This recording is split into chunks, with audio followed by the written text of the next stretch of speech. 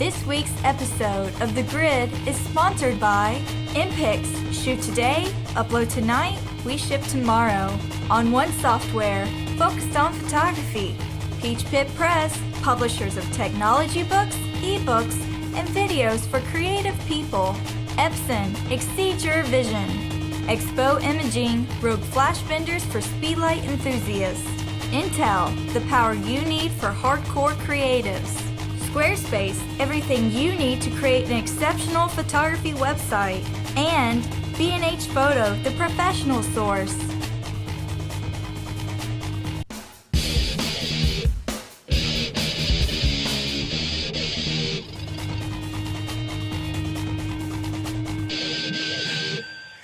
Hello, everyone, and welcome to The Grid. Don't look at the jib. Don't look at the jib. Look at the jib. All right, so obviously, Matt and Scott aren't here. Where are Matt and Scott, guys? I don't know. Where are we they? We actually don't really know. I think Scott will be back tomorrow. I don't know where Matt's at. Anyway, so I'm Brad Moore. To my right is a man barely alive, Pete Collins. Yes. Hey, guys. How's it going? And then our director of video operations has joined us for a very special demo that will be coming up soon. What is that noise? I don't know. What is that It's noise? like a semi-truck. I think that's my computer about to explode. Anyway, sorry. So yeah, we're here and we've got some cool stuff to show you. So today we're going to be talking about how we've been so overwhelmed and bombarded with images. Digital photography is so prevalent today. What? I don't know what that noise is. I don't either. Well, we'll figure it out on the break. Yep. So we've been so bombarded with amazing images that we've almost kind of become desensitized to great photography. So what we want to talk about today, and we've been talking about this for the past couple of days around here now, we wanted to talk about there's all this new technology that's come out, and we want to talk about how we can use it to our advantage to create not just great photography, but unique photography. How to stand apart from the crowd. Not just by producing great images, because you go on Flickr, well maybe not Flickr, but 500px, and there's just amazing picture after amazing picture. But it's so amazing it almost starts to blend together. So we're going to be talking about things that we can do to kind of break out of that box. Well, if you think about our visual library that we have has millions of pictures already in there. And so even when we go on 500px, it was amazing at first when we saw all those pictures on there, wow, these are incredible pictures. Now I would hazard to guess, if you go back in there, you're starting to get bored with it because you've already added those to your mindset. And so it's no longer this, oh, wow, look at this. It's I've seen something like that before. Right. So it goes that way for us in video too. I mean, we're becoming so desensitized at everything, especially with YouTube. I mean, all the stuff out there. I mean, you're just seeing everything, and there's a lot of good stuff out there. I mean, there's a lot of good images, a lot of things. But what's going to differentiate yourself, and what's going to make you have a different perspective on it? Exactly. Actually, I think we're going to start off with a cool new video thing. Yeah. Back, I think it was a NAB, this new kind of Steadicam crusher, I guess you could call it. Yeah. This thing called the Movi was debuted, and Vincent LaFerrari had some really cool kind of demos that he did with it, and did some great little short film pieces.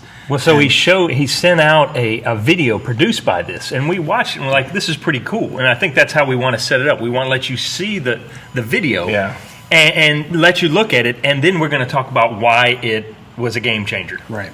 Yeah, so I mean, if we're just going to roll that clip of what we thought was the game changer. So it was a scene in there where we were all standing around. And we're watching this thing. It was a movie. It's called Movi is the name of the movie, and Movi is the device.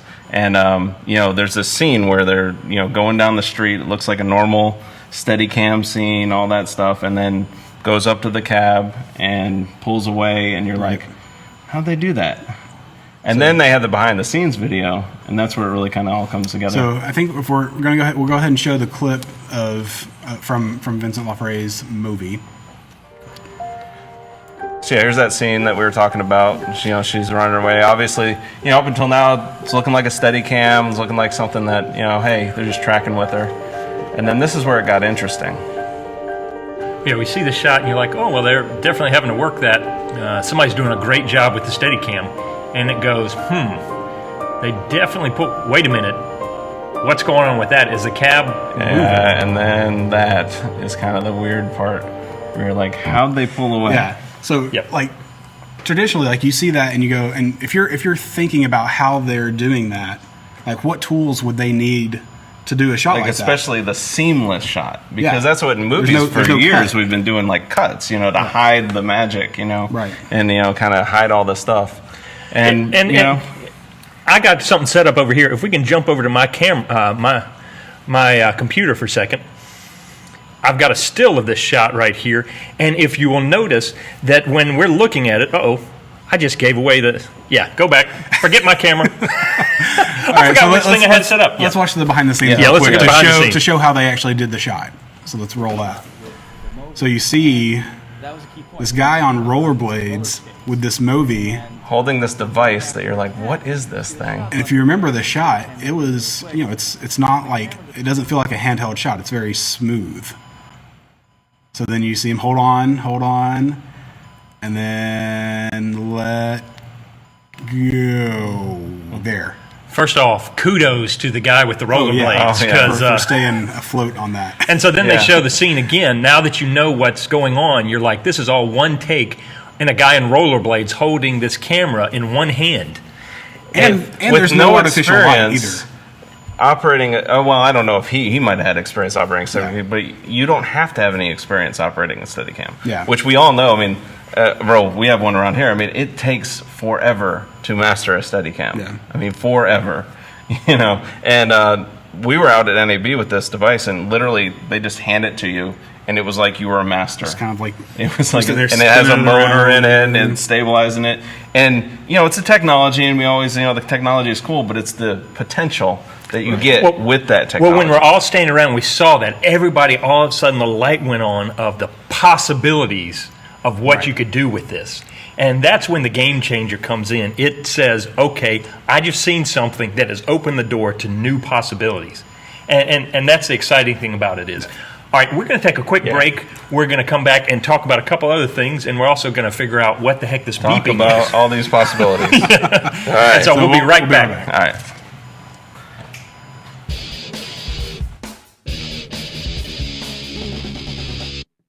Hey guys, I'm Eric Valent. I'm a portrait and lifestyle photographer, and in this class we're going to go indoors with that lifestyle photography. We're going to start out in a really dark location. We're going to go ahead and accent it with some really warm tungsten lights that exist there already. Then we're going to go into a location like this where I've got a mix of light that we're going to have to deal with. I've got fluorescent lights overhead, I've got tungsten light bulbs over there which are really warm, and I've got really cool blue light coming in through that window. I'll teach you how to pick and choose your battles and get the best shot under each situation. So I hope you go ahead and check out this class. It's exclusively on kelbytraining.com, and I hope to see you soon.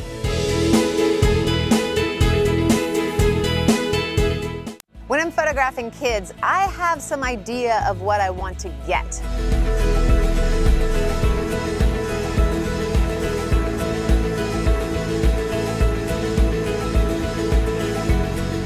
I'm effectively trying to capture the whole of who they are as best I can in the short amount of time I have.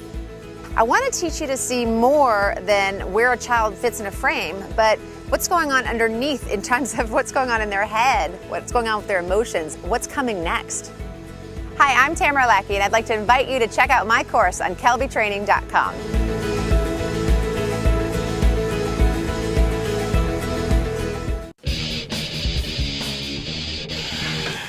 So we decided to take we decided to do our crazy hysterical rushing thing during the first break rather than right before the show like we normally do. You notice this sign is moving in the back here because everything that was happening was going on right around here. Anyway, we got it figured out. It's all good. But speaking of, I think Pete, you wanted to show something on there.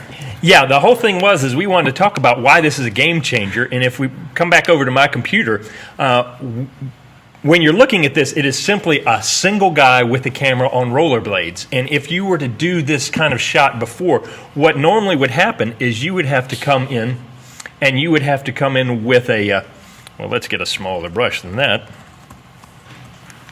You would have to come in with a crane and set up something like that so that you're dialing in with a crane, maybe have your camera right here, or you would have to set up an apparatus on this taxi and have the guy riding on it, then have a cutaway and move away from there. So the fact that the amount of money and setup that it would take to do this is absolutely astounding and would limit most people from being able to create a shot like this.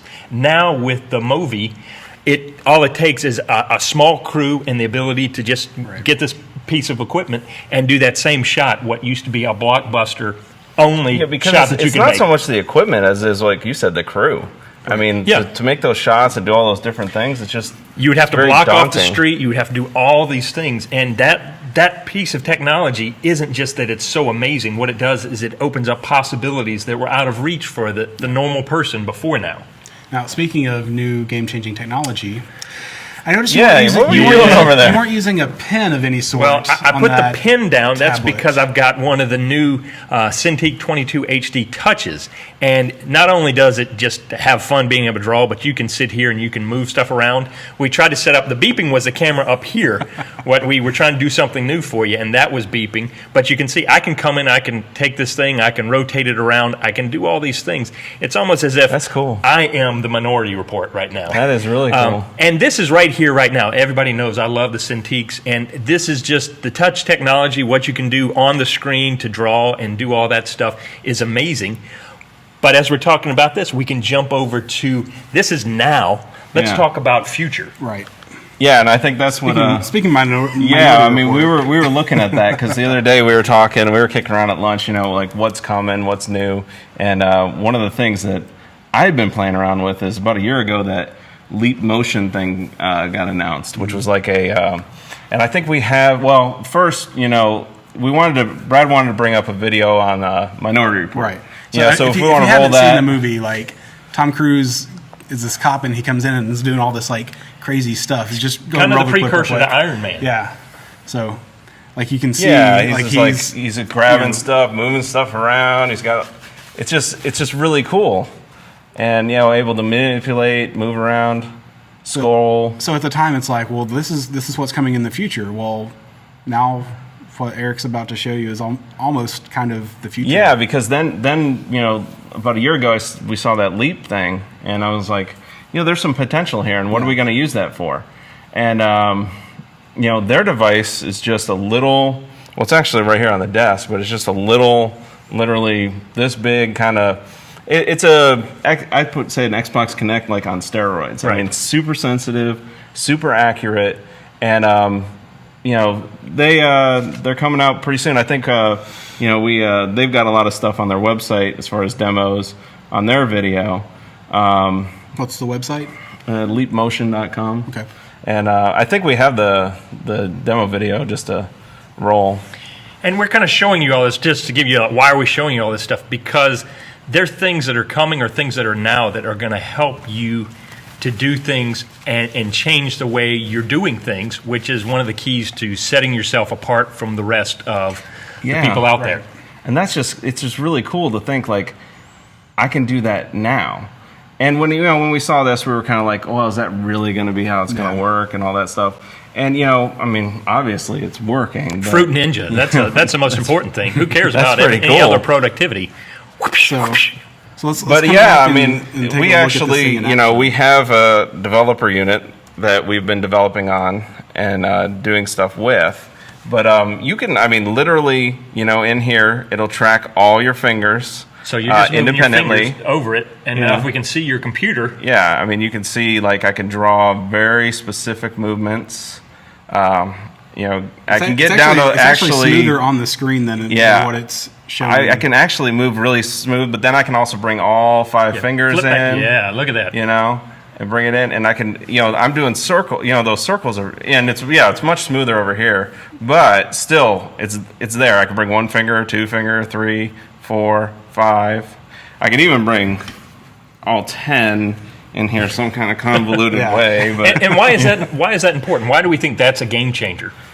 Well, I mean, I think that not necessarily do I think that everything's going to go this way. I don't think you're just going to throw away your old input devices. Right. But I think this is going to augment what you have. Well, you were talking about your 3-year-old daughter. And Oh, this is where we tend to get caught up in what we know. Mm-hmm. But these things are things that are going to impact the next generation, or unfortunately, we're getting older. It may be 2 generations. Well, that was actually what was interesting. That was just a visualizer there for the software. But there's actually a company, Driven Pixels, that's working on a extension for Photoshop for this.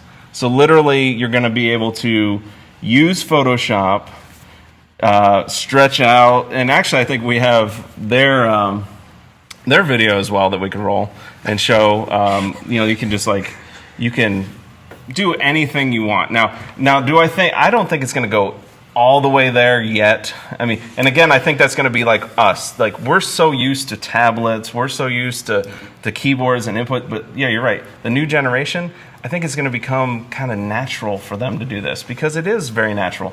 Literally, my 3-year-old, she walks up and she looked at me painting last night in Photoshop, and she's like, "Oh, can I try that?" And she just grabs it and starts painting, and that was it. I mean, and I have it up right here on the computer, and it's just all it is just literally this extension here, and you just turn on the extension. You go in, and right now and to preface it, this is like super. This is not even pre-alpha. We haven't even get alpha. This is like beta. Developer pre-alpha. Now they are developing pretty fast on these things. Leap they actually just announced that they were pushing it back a month because they weren't ready to release it, but they've been working on this tirelessly. And I was talking to CEO the other day, and they're almost ready with this product. I mean, they're actually going to go into public beta. I think he said end of May, June kind of time frame. And then at that point they'll have different integrations. But right here, basically, you just come in, you turn on this thing, you go in, basically you grab a supported tool. Right now, you've got the paintbrush tool, and I can literally come in here. I grab a layer, I come in, and I can just paint right on there in the air, right in Photoshop. Now, right now, again, this is like super nothing, right? It's just proof of concept right now. It's just literally, I can just come in here and just paint.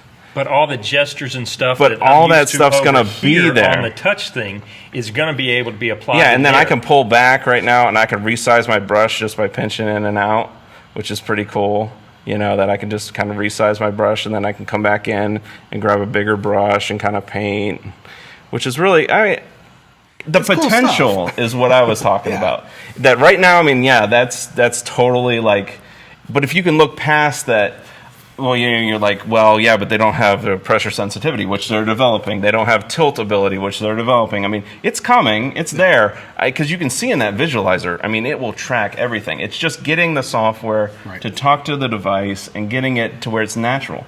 But like I said, it was actually easier, and I think I have a video here.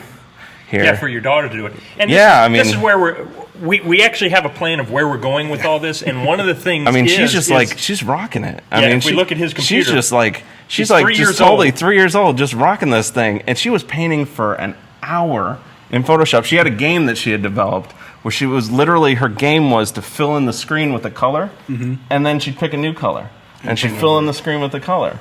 And she was, hand just whipping around like there, and it was just tracking her hand. Well, it's crazy. And so we've got people out there going, well, what does that have to do with photography? What does that have to do with us? Well, the whole thing is what we're used to doing is changing. What we've done in the past is changing. We talk about the keyboard, and it's what we're all used to being the input device. And actually the keyboard was designed, the QWERTY keyboard was designed to help slow down typing, because in the old days, those keys would go too fast and get clogged up. Right. The keyboard is great, but it's not going to be your sole input device in the future. Things are changing, and if you can figure out one area maybe that you really like and attach to, that may be a great place for you to stand out. You've just got to be willing to go, okay, I'm going to not necessarily do it the same old way. I'm going to try to find something new. Right.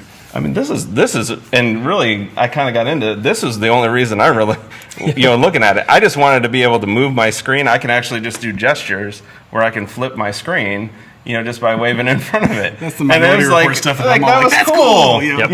That's all I wanted to do with it. But now I'm looking at it going, whoa, there's a lot more I can do with it. The potential again. The potential for hooking that up, iPads, all these different applications. If you're an engineer, it may spark you an idea of how you can incorporate that into, camera technology or other kind of things. There's just so many possibilities that come from these things. And the reason why they change is all of a sudden you think you have many possibilities of what you can do, and something like that comes along and it broadens what you can do. It opens up the possibilities.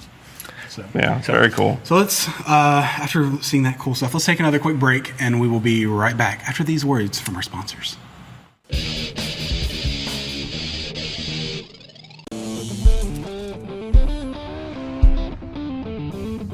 Hi everybody, Scott Kelby here. I want to tell you about a brand new member benefit for members of the National Association of Photoshop Professionals. We just call it NAP for short. So at NAP we have literally thousands of training tutorials. That's what we do. We teach Photoshop, right?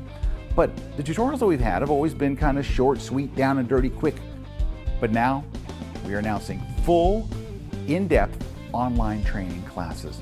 That's right, taught by some of the best instructors in the world. Now here's the thing too, if you're a beginner, this is so for you because the focus of our first round of classes was really on the beginner, on leading you step by step to where you become advanced. And we'll be adding new classes all the time. Now, the coolest thing about all this is we didn't raise the price. In fact, we've never raised the price. NAP still is just $99, back like it was years and years ago, but it includes a full subscription to Photoshop User Magazine, the digital version or print, your choice, and these brand new full-length online training courses.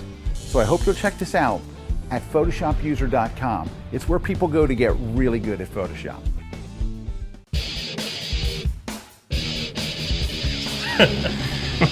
And we're back here on the grid talking about new technology and game-changing stuff and taking your photography to the next level. But before we get right back into things, our sponsor Peach Pit has a current deal for you right now with the Video in Photoshop book by Colin Smith.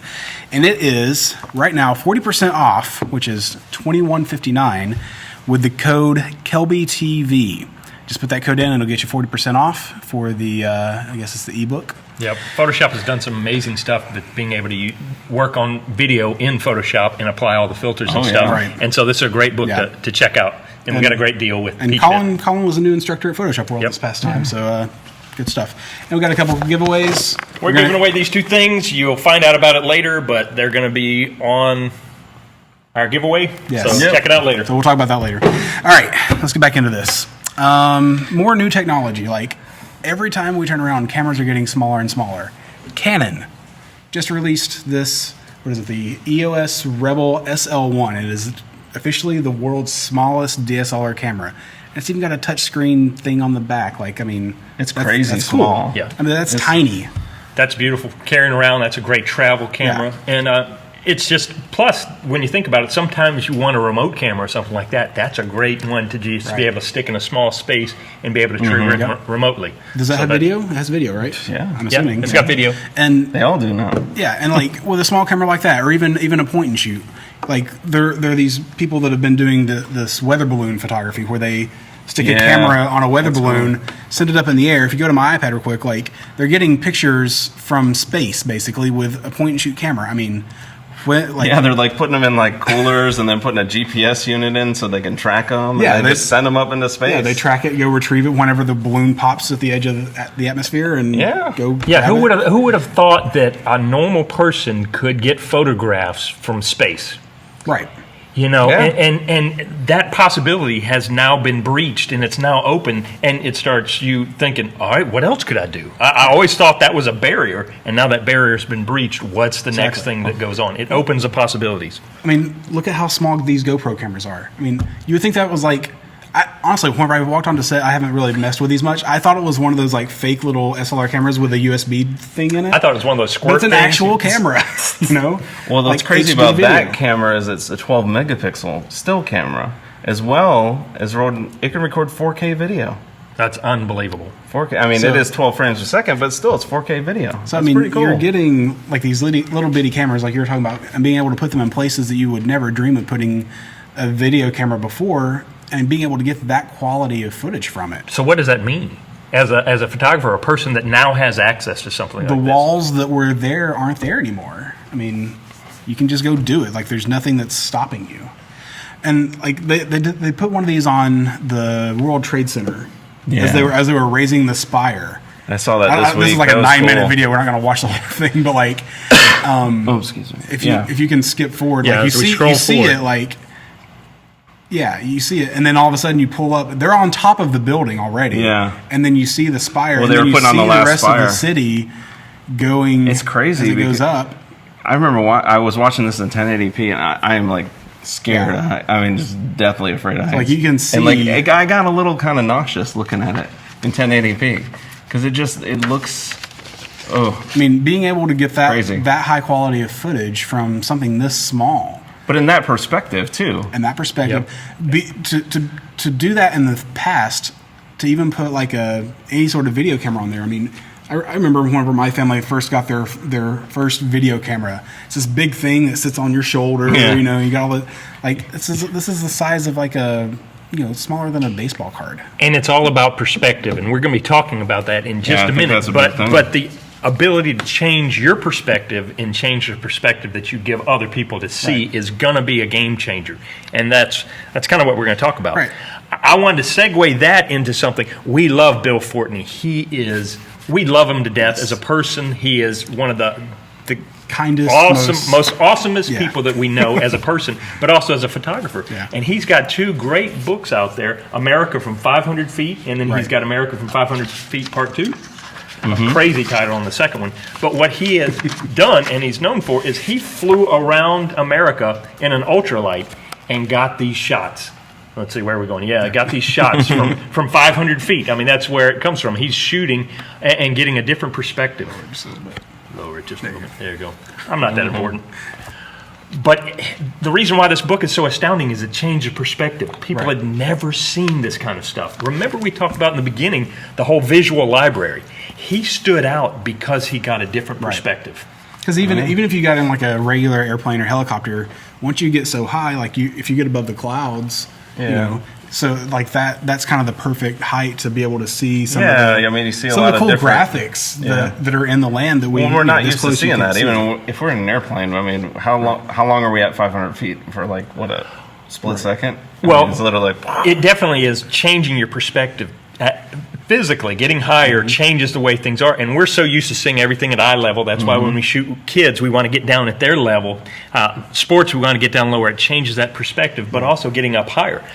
For a couple years, I've entertained the idea of if I ever won the lottery or anything like that, to buy an old cherry picker truck. So I could drive around and then raise that thing up and take shots from up high to give you a different perspective. Right. that would be cool. Well, I don't need to do that anymore. There's a reason. Eric, what is this device sitting right here in front of us?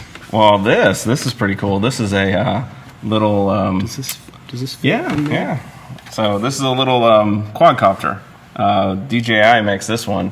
It's this is like the entry level one. How much is it? I think it's like $600. It's not like break the bank, but I mean it's not cheap. But But when you think about the potential, of when you what think goes about on the with this. potential, it is pretty cool. I mean, it's very durable, very stable. How high can it go? Oh, I think we've had this thing up to about 1,000 feet. I mean, it's pretty. You can go pretty high, and we've actually crashed into a few trees with it. So it's pretty durable. So for $600 and not a pilot's license and not risking your own life, you could, in essence, double Bill Fortney's book and shoot America at 1,000 feet. Yeah. You know, the investment that Bill put in was phenomenal to do that shooting. Yeah. And now for this, you can do this. Think of the possibilities of what you can do with this thing. and There's something to be said for the thrill of going up. Oh, like listen, that, I but still want if an you're scared ultralight. of heights. I mean, that's not. I mean, it's still a new technology. I mean, you can put a GoPro in here and all that stuff. And, I mean, there's still kind of like the area of they're kind of going into the whole commercial use, non-commercial use. I mean, right now you can't use it for commercial use, so that's a limitation. But, I mean, there's a lot of conversations about that might change, that might get modified. And two, I mean, there's people, and it's just a different perspective. Right. I think if, even like you were talking about, even if you get that thing up to 50 feet, not going way up high, I mean, it's really cool. You're going to have a completely different look. And people, remember, we were talking about the whole idea of giving that's people like right down the street, right there. That changing people's perspective, and because they have such the same old visual library, if you can do certain things that give them a different look at something, just a guy jogging down the street, but you're gonna, show the different angle or whatever like that, it's immediately gonna wake people up and go, ooh, what is that? And they're going to be interested. And so the potential for actually getting people to recognize what you're doing and have a moment of, wow, that's new, I want to know more, is phenomenal. The potential, the possibilities behind it. So, yeah, I mean, it's cool. I mean, it's just a new technology. It kind of exposes you, I think, to a new thing. You know, but I think it is game changing in what you're talking about of, you know, the limiting factors, what you could do with it. I don't need a cherry picker anymore, you know, and I don't also, you know, need to figure out how to fly an ultralight. Right. You know? Oh, this is, and we've talked about this. This thing has so much potential. It'll be interesting to see where it goes and what happens with it. I mean, there's always going to be like There's those gonna be gray Yahoos. areas, Yeah. you know? And they have the bigger ones that can carry a DSLR, right? Oh yeah, I mean, they have more crazy versions. You know, with they the have crazy one gimbal that stabilizes octocopters everything. and all these, you know, ones. A few years ago, I saw a guy that was doing kite photography, and he was running his camera up on a kite, and just the pictures he was able to get were astounding. Mm-hmm. And so now even more control with something like this. Well, I think that's what you're talking about, though, is just changing that perspective, using what's around you to kind of look at the world differently. That's really what's going to change you from, you know, 500px. You see all these images all day long, and you're just getting, you know, pounded with them. You know, what's going to change your photography into something to where people are going to, you know, see that new perspective. Go, like I think you were saying earlier today when we were meeting, is just that, wow. You know, what is that? It just feels different. Yeah. Let's take a quick break because we want to jump into that. That's where we're headed. We want to jump into that. And we also want to say, hey, just a quick blurb. If you are thinking about it, join us in Las Vegas in September for Photoshop World. It's a great time. One of our sponsors is NAPP, the National Association of Photoshop Professionals. I almost forgot the name of the company I work for, but definitely check that out. Well, now you're actually going to be on the road next week. I get to go on the road. Yes, finally. They're Finally letting me out. kicking him out. I mean, letting him out of the office. If you're in Chicago Monday and Tuesday, we're doing a great thing with WPPI Wedding and Portrait Photography International Sure. Institute. Yes. I'm sorry. I'm so sad. But we're going to be, RC and I are going to be there Monday and Tuesday, and we're going to be talking about portrait retouching and Photoshop goodness over there. So if you're in Chicago, please come out and join us. Sign up, come see us, say hey to us. We're going to be there. Let's take a quick break. We'll come back, and we're going to talk about changing our perspective mentally to be able to reach the market out there.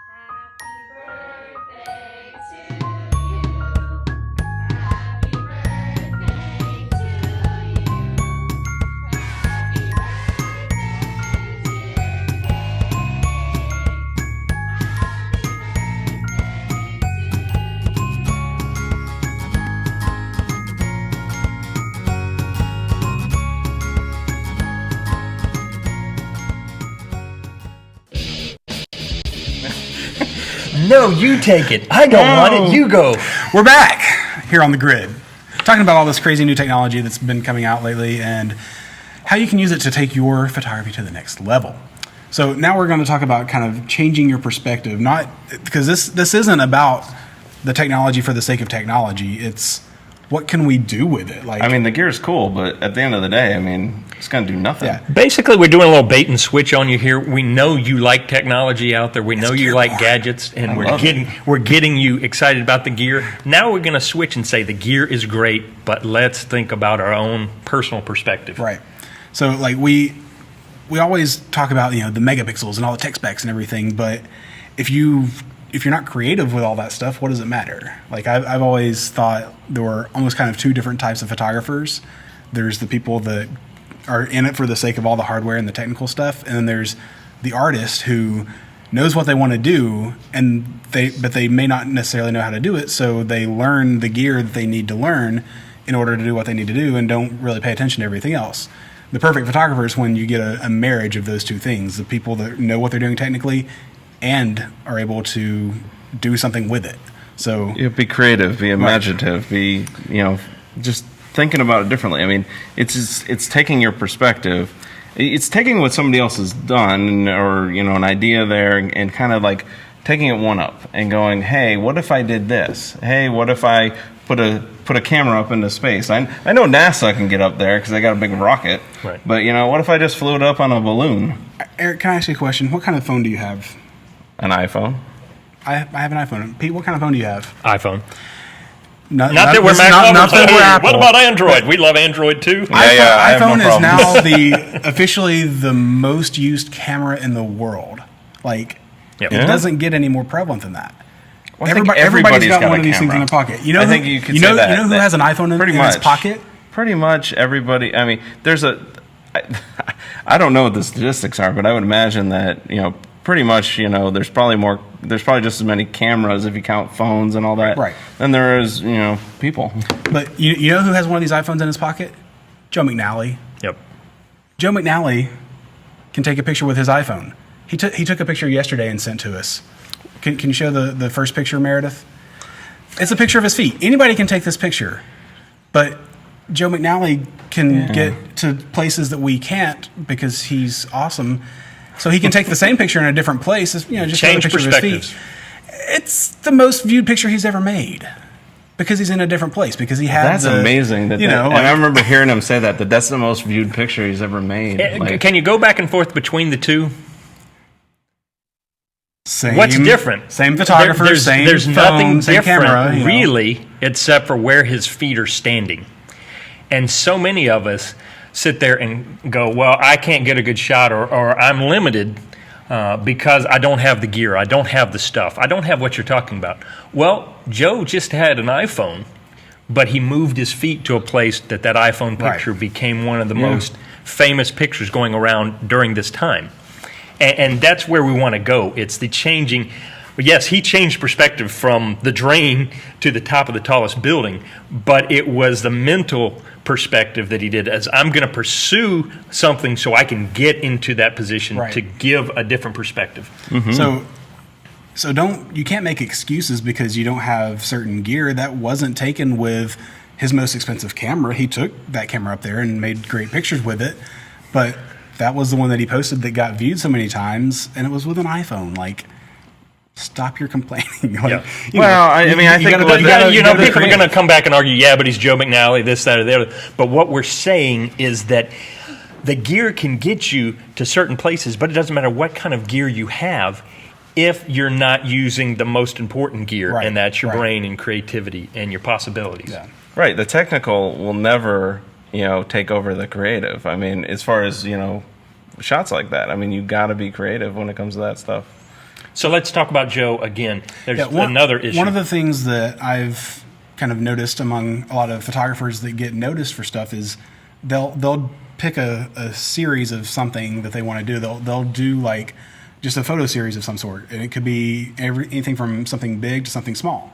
So like we got a few of these we're gonna show, but I'm gonna start off with Joe's. If you go to my iPad, after 9/11, Joe wanted to do a photo project to do something to give back to the people that were involved with it. So, he got a very unique piece of equipment, the world's biggest Polaroid camera, and made these giant life-size Polaroids of people that were involved with, the effort to clean up and rescue and everything around 9/11.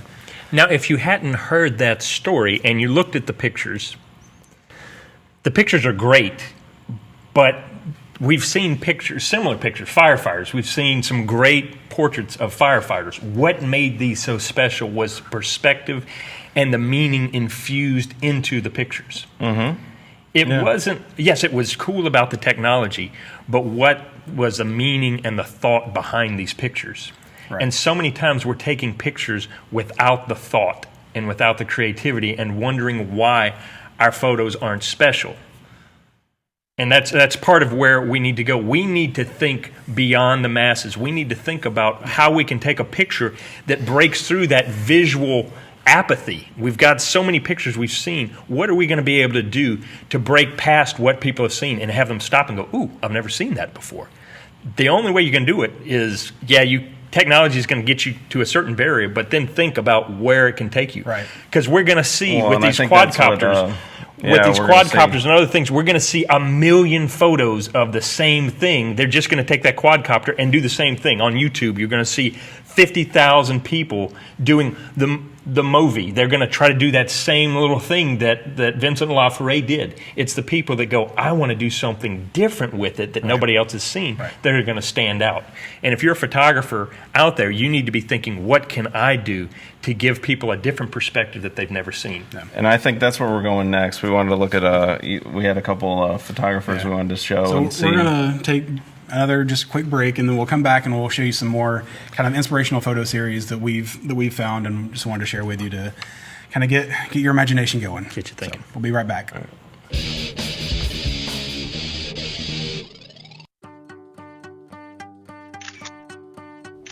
For more than 25 years, Peachpit has been home to the world's best authors and continues to publish the best books, ebooks, videos, and apps. Whether you're an aspiring or established photographer, Peachpit is here to help you learn new techniques and inspire your creativity. Peachpit, the future looks creative.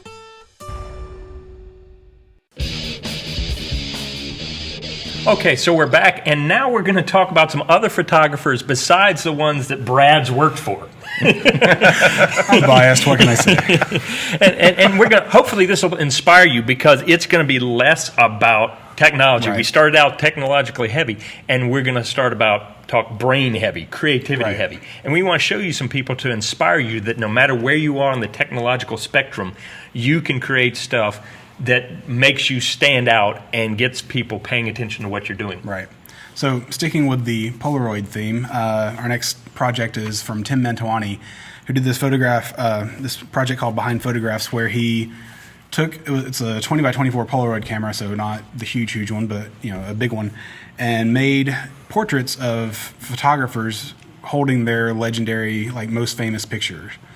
So that's, again, there's nothing overly special or unique about the lighting or the using a crazy shutter speed. Like, there's no technical, like, It's telling a story, though. but it's the content of the pictures. It's this is the photographer, and it's documenting these great images that they've made. Well, one of the things I always like to judge whether something is innovative and excellent is if I go, man, I wish I had thought of that. Right. Yeah. Because he didn't do anything earth-shattering there, but he was like, hey, why don't I take pictures of the people that have amazing pictures already? Right. That he respects And he's like, and adores. and then you're going, I could have done that. But that's a sign of genius, that he thought of it and he did it Right. when nobody else had. That's now it's that's all one of my copies. favorite things is I could have done that. Well, you Yeah, didn't. it's the leap of genius So- to do Oh it. yeah, that happens to me. I love that show, Shark Tank. Yeah. And then when you get those people that walk in with those ideas, and then you're like, why didn't I think of that? And that's where this is going to be the Yep. idea that they're all going to bid against, because it's like the light bulb goes off where you just go, wow, Of course. Yeah. that's cool. And then the possibilities just flow. Now, Go ahead. speaking of images that have, like, some crazy deep meaning, our next one is from Jeremy Cowart. He did a project called The Voices of Reconciliation. This is crazy. Yeah. where I remember he seeing Hey, don't This tell them one came out. for people who don't Yeah. know. Okay. Just scroll through a couple of these pictures, and you see a couple people standing there with some writing, and it's kind of cool. But you've thought it was seen a pretty lot of cool. images. Oh, look, there are people in Africa. A couple people. Hey, there's a nice. It almost looks like you're doing kind of a Facebook shot or a. well, it's better than a Facebook shot. Yeah, but what I'm saying is there's just kind of a. Yeah, I've seen pictures like this. No, they're cool The technology shot. is great. Very I mean, cool. the But looking at it, all right, there's something written There's on there. something going on There's there. some story behind that. The There's pictures something themselves that's are different. processed and they're beautiful, and they stand on their own merit as pictures. But as soon as you find out the thought and the content behind it, these pictures go into a whole new realm. And what is And that? we're going to tell you what this is, but if you just Google Jeremy Cowart Voices of Reconciliation, it'll take you to this blog post that I'm scrolling through, and you can go through and read each and every story. But all these messages that are written on these things are, like, you can see the message there, working together united us. So what's happened is he went over, and all the people in these pictures are people that if it were me and somebody else in this picture, they would be like my sworn mortal enemy, because there's like one person in the picture that has done great harm to the other person's family. There was a big genocide situation going over there, and so you see the two people there, and one of them is a victim of the genocide. It may be that their family was murdered by this person over here, and what the reconciliation situation has done over there is brought them together and brought about forgiveness, and they're standing there holding usually an instrument that represents what happened with their families. Like sometimes you see them holding a machete or an axe or something like that, and that machete was probably what was used to kill their family. Deep. And so as soon as you read that, you're like, oh my Lord, this picture is unbelievable. You know, and you can read all these stories. Forgiveness is our greatest accomplishment, is what that sign says. And it transcends what you've seen. All the other images you've seen out there suddenly don't have as much meaning, because you've opened up the possibility of what images could be about, and opens up the idea of possibilities of how your world can be different. This changes your worldview by looking at these pictures. Yeah, it's very cool. So those are like those last three projects with those are kind of large scale projects, but you know, they have meaning behind them. So you know, finding a project that you can put your heart into and hopefully those are more change like the lives of others. Photo projects, photo series, but I think there's some others that we highlighted that were a little bit more just creative these next few things. Are kind of creative / fun, like things that you could probably do in your own studio or kitchen or wherever. Well, we want to hit the whole gamut of from big projects to these are the fun ones that should inspire you to go start thinking, well, I could do something like that, and the possibility should just go whoosh, and really inspire you to go out there and do something. I love this first one. I'm always on the search for guest bloggers for Scott Kelby's blog, and so I came across Tim Tatter's work, and he's got this series called Water Wigs. So these are it's just so cool. Taken at the moment. What I guess I haven't actually seen the behind the scenes thing, but I guess what he does is he takes water balloons and puts them on the model's head, and then pops them and takes a picture at the moment that they're being popped. So you get these crazy. I love that. That's awesome. So there's a lot of creativity going on here, but the key thing isn't just the lighting, because technically there's not a lot going on. You've seen colorful pictures. Well, you've seen beautiful models. They're just phenomenal. They would be beautiful images on their own. But if they didn't have that water popping, they would just be beautiful images. Stand out. I mean, we would look at them at 500px and go, "That's a good picture. That's a good picture." But all of a sudden you go, "Holy cow! What the heck just happened there?" And you stop, and then what you're going to do, and this is the key, is you're going to want to share that. Yeah. Mm-hmm. Because when we get wowed and when we get amazed, we want to share, because that's how we are inside. And we talk about marketing. We talk about, doing stuff to get your brand out there. Well, do something like this, and people will want to share it because it's ingenious and it's awesome, and it stops you and goes, what the heck? You can't help but love that kind of stuff. And all it took was somebody thinking outside of the box and changing their perspective on what portrait photography could be. Right. Well, what I found interesting about those was some of those, like with the models, like you get one shot and then you got to go start over. Yep. Yeah. If you didn't get the right exact moment, you're starting over. I wonder how many balloons they went through. I know, but they had the vision to go out and do that. Yeah. So really cool. So there's a fun one. What's the next one on our list? Terry Border. I love Terry Border. Did you have this, or am I pulling this up? I've got it. You got it? Yeah. Let me get it to load here real quick. Well, so I'll let you explain this one, because you're the one that kind of. I came across him a while back, and this guy's definitely got the weird, the weird mindset of he just started playing with bending wires and creating little shapes and stuff like this. And I'm going to show you. Let Brad go through. This is the beginning of a section that he did. It's a group of images from the Circus Peanut Circus, and things went terribly wrong. Horatio on the high wire got split. Sword Swallower got skewered. Elephant Trainer got stomped. The Fire Eater messed up. Lion Tamer got a little chewed up. Yeah, got his head bitten off. I love this one, the Terrific Trapeze Twins, and he's holding the arms of the other peanut. And just the crash from the high wire. And this next one is my favorite too. You got smoking pizza, pieces of peanut all over from the human cannonball. And so it's like the show's been canceled due to horrific tragedies. Numerous horrific tragedies. So, like, this isn't anything that took a high level of production. I've seen the behind-the-scenes shots, and he's got this stuff set up on his kitchen table in his kitchen. And he's just putting this stuff together. What do you think the budget for something like that is? The budget is... I've actually got over here... Did he get paid in peanuts? Oh, well, he's got a joke about that. But the whole thing is he's got... Literally, he's got a little... lunchbox with wire and some clippers and stuff like that, and then he goes and buys some other little pieces or whatever. His outlay is about $1 to do these photos, and he's the just ones taking that he pictures. does where, like, you look at the picture and it's almost like there's sayings that we always say, and he's kind of, playing up those sayings. Burning the candle at both ends, and he's got a candle lighting. He's got the wick, and he's lighting a wick on his tail section as well. And it's ingenious how he comes up with this stuff. And that's where you get attracted. You start looking through it and going, man, that's awesome. Why didn't I think of that? I mean, just really cool. Oh, images. I love this one. You got to show him one more. It says, "Goodbye, cruel world," and it's a peanut laying face down with a crack in the back of him, and there's just a boomerang there. So, what a way to kill yourself is to boomerang yourself to death. That's just genius. He's kind of like the Far Side with wire. Yeah, exactly. And that's why we love him. If you haven't checked him out, make sure you go check him out. But he didn't do anything. There's some twisted stuff in there. Just fair warning. There's some twisted stuff. There's some interesting things in there. It's funny.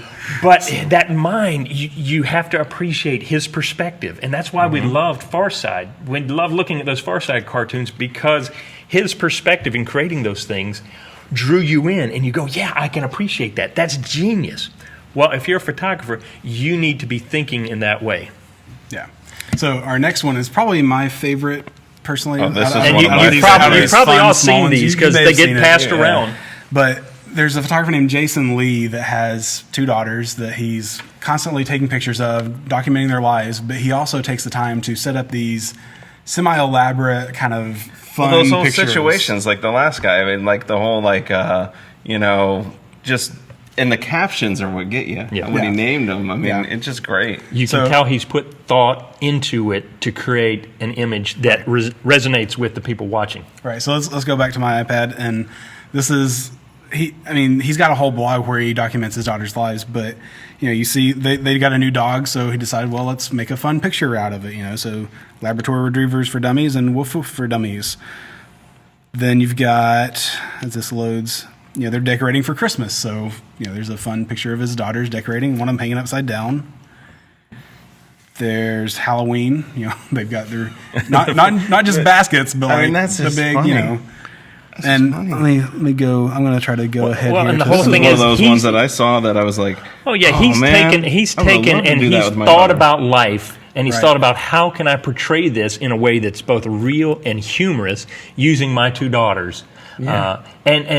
And really not a lot of other setup. It's like this one's for Mother's Day, so he's like, well, I'm going to be able to let them mute, or let mom mute the kids, them, for a little bit. Well, I find what's interesting is looking at those is how much fun. I bet they had fun doing. Oh yeah, you know that it's bonding moments for him and his kids. That's just it just looks fun.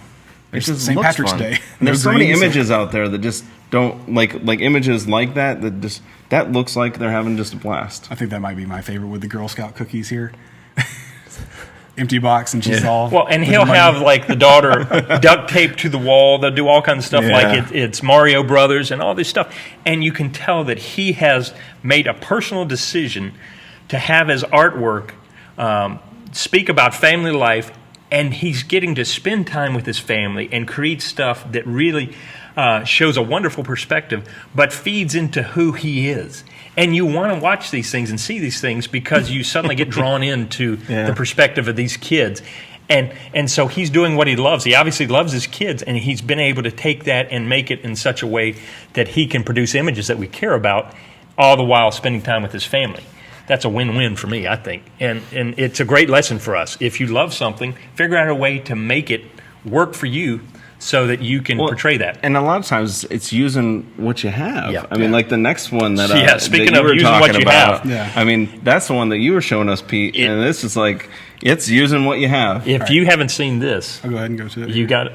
If you haven't seen what this lady does, think about how many times you've looked out your window or whatever and you've seen stuff going on out there. Have you ever thought, you know what, I can do a whole photographic series from my back porch? So this is on the Daily Mail website, so there's like ads on the side. But. Yeah, so this is Nancy Rose, and she has set it up. What she will do is on her back porch, she will set up scenes and props and kind of lure the squirrels in from her backyard to come in, and she captures them at moments to make it look like the squirrels are actually working and interacting in that scene. They're just coming up looking for food or whatever, but she has set it up in such a way that it's just genius. You see these things and you're like, how the heck? How much thought did she put into this to be able to do these? I don't know. Was there a behind the scenes? Yeah, we got a behind the scenes coming up. Like, but so genius. here like you go. You said, it's like one of those aha moments. How much she's not doing anything but thinking. She's going out there and she's doing something that she's got access to. It's just on the side of her porch. That is her studio. She hasn't set up a lot of amazing things, a lot of technical things. What she's done is she has thought about what she could do with what she has. Each one of us has a specific voice and an opportunity and access to things that nobody else has. Your viewpoint, but also who you know, where you are, where you live, what you have access to can become the launching off point for something that gives you an individual voice that nobody else has. What do you have that's like local to you that isn't local to anybody else, you know? Or what can differentiate yourself from everybody else? And I think that's really when you get down to the core. I mean, technology will only take you so far, but that creativity, that's what sets you apart. Well, everybody can, I mean, and that's one of the arguments. I mean, hey, SLRs, size doesn't, you know, I can't afford the helicopter, how big or this one is, or how small this one is, or, you know, how fancy, how many megapixels. I mean, that has nothing to do with Do you have a squirrel in your backyard? Yeah. No excuse. You know, I hope there's going to be a whole bunch of people. William Beam, I know you're going to be doing HDR cats. I know you are, and I want you to go for it because you've got access to something. Maybe it's Evie and your other dog, you're doing something with them. Nobody has an excuse. And so many times we see from the blogs, from the comments or whatever, yeah, but I can't do this. Yeah, but I can't do this. And that's where we've wanted to go from the beginning, talking about the technology, how it's opening up the perspective, the possibilities are getting wider. But even so, it comes down to really, what are you going to do where you are? Are you going to have the excuses of, I'm just a mediocre photographer because I don't have this, I don't have that, I don't have that? Well, how about people like this lady, Nancy Rose? I just want to hold her up every time somebody complains about not having enough gear or I can't do this and just go, Nancy Rose. Squirrels. End of story. Boop. And they're great images. Terry Border, you got some wire? Go for it. Boom. But they're great images. They're awesome. You They're connect fun. with it. I mean, you're there's an looking at it and emotional go, connection there yeah. of I mean, some you sort. go, oh yeah, I see where you're going with that, and I see it changes my perspective on squirrels. Well, and it also, one of the things we get in a trap of, even when we do like the blind critiques and stuff like that, is the technical part of it. And we think that is the do-all, end-all of the picture. If I get the picture technically correct, it's going to be awesome. When the truth of the matter is, if I get the image emotionally correct, or perspectively correct, you know, if I do something and infuse into the picture a story or something that gives it meaning and gravitas or whatever, it's going to be more important than if it's technically correct. We like to chase the technical, and we sometimes lose out on the emotional. Right. So we're gonna do our big reveal here. This whole show, if you need something to kind of get you motivated, to give you some inspiration for coming up with a new project, this whole show has really just been a big advert for Joe Glide. It's a big bait and switch. Oh my no, it's not. But no, like if you're a Kelby training member, go watch Joe Glida's class on self-assignments. Like there's a whole class there on. Well, he does. I have seen him over the years. He does some really cool stuff. Oh yeah, he does this every Photoshop world. Yeah, if you've ever gone to Photoshop World, Photoshop World, he does some really cool stuff. Every Photoshop World, he does a new personal assignment that he gives himself certain parameters to do to get him to be thinking outside the box and thinking in a new way. Glida has been photographing stuff for craft for 20 odd years. He's like, how do you make Velveeta look sexy for the 50th time? Yeah. You know, so he developed this to give himself new perspectives on life because he could see himself just sticking with what he knew. And that's why he's a great spokesman for I think changing your perspective. Personal projects are a big thing. I mean, to develop. I mean, because we do. I mean, if this is our living and this is what a lot of it we're just doing. We're just doing. I mean, next job, next I job, think most next of the ones job. that we showed here today, I think most of them were personal projects. Start out I don't as think personal they were projects. Commissioned. You know, they're not getting paid to do this. Yeah. But they might be getting paid afterward because somebody took notice. Now they are. Because somebody takes notice. Yeah, Terry Border said, I was just playing with wire one day, and then I started doing this, and I took a few pictures. Now he's doing commercial advertisements for Nextel and OXO kitchen products and things like that sprung out of just a personal project. Yeah. So Very anyway, cool. do we have anything else? We got prizes. We got giveaways. Yep. No, other than prizes, we got to give away stuff. Yeah. Yep. So what did you do with them? I got them down here. So we want to thank you for being with us. And we want to give away the Rogue Flash Benders XL Pro Lighting Kit. It allows you to be able to bend with your small these flash. Reflectors with your small flash and get different kind of lights through grids. To change the perspective on light. Change your perspective on lighting. Can I get an amen, brother? Amen. Amen. So that, and then Adobe Illustrator CS6 Wow Book. And no, I'm not even going to mention. No, I'm not going to go there. Every time you need to change your perspective on change your vector perspective images. about but anyway, this is great. If you would ever want to dabble into understanding about vector versus raster and how to get in and play with Illustrator, if you've got Adobe Creative Cloud, you can get in there and play with this. We're not going to talk about the Creative Cloud. We're not going to go there. So Pete, how can they win these things? Well, thank you, Brad. You can simply go to kelbytv.com/contest and go to the grid, choose the grid, enter your name, your email. You can add your website if you'd like, and a comment, say that we are the greatest and we never need This anybody was else. the best episode of The Grid you've ever seen. Ever. And to be honest, whatever you add there is not going to determine whether you win or lose, but we're going to draw a winner at random from those comments, and we're going to send that stuff off to you. Yep. So I think that's it. So signing off from The Grid. Yep. Erik Once Kuna. again, Yep, thank you. Erik Kuna, video producer extraordinaire, And Brad Moore. Brad about Moore, that? and myself. Are Thank we you so gonna much, get the guys. jib shot? No, Oh, yeah. No crazy jib shot out? No? Adios. I guess not. Oh, we need to do one from that one over there. Out. Send us out on that you one, can Mary. cut whenever you want. This week's episode of The Grid is sponsored by Impix. Shoot today, upload tonight, we ship tomorrow. On One Software, focused on photography. Peach Pit Press, publishers of technology books, ebooks, and videos for creative people. Epson, exceed your vision. Expo Imaging, Rogue Flash Benders for speedlight enthusiasts. Intel, the power you need for hardcore creatives. Squarespace, everything you need to create an exceptional photography website. And B&H Photo, the professional source.